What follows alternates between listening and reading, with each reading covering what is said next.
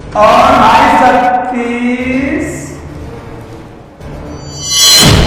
अरे भाभी जी, ये क्या कर रही हो आप? तुम जब भी आते हो अपने दोस्त से ही मिलने आते हो, कभी कभी भाभी से भी मिलने आ जाया करो। आओ ना, आओ ना, देख क्या आओ बैठ कर। कोई बात नहीं भाभी जी, मैं यहीं पर ठीक हूँ। वो मैं ना सतीश से मिलने के लिए आया था। सतीश कहाँ चला गया? वो तो 4-5 दिन के लिए मुंबई गए हुए हैं। उनके बॉस की कॉल आई थी, वो 4-5 दिन तक मीटिंग में ही रहेंगे। क्या मुंबई चला गया? लेकिन भाभी जी अभी थोड़ी देर पहले तो मेरी उससे फोन पर बात हुई थी।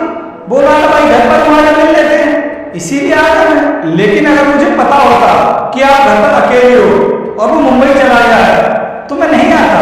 क्यों नहीं आते?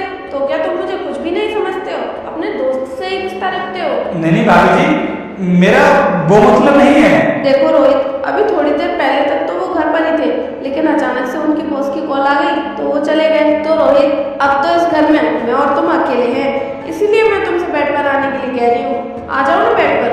भाभी जी, आप जरूर मुझसे मजाक कर रहे हो? आप मजाक के मूड में हो ना?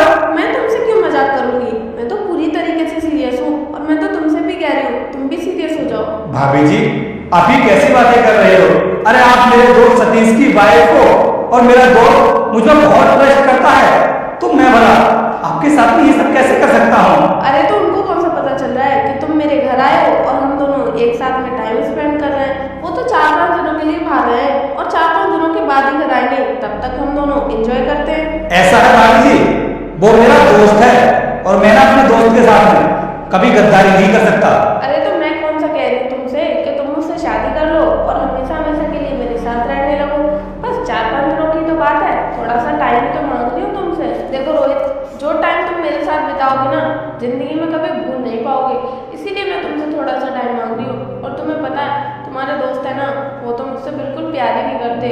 हमारी नई नई शादी हुई है, कम से कम थोड़ा सा टाइम देना तो बनता है। वो तो मुझे कभी टाइम ही नहीं देते, हर समय अपने काम में लगे रहते हैं। बस इसीलिए मैं तुमसे टाइम मांग रही हूँ। तो फिर तुम मना क्यों कर रहे हो? आ जाओ ना।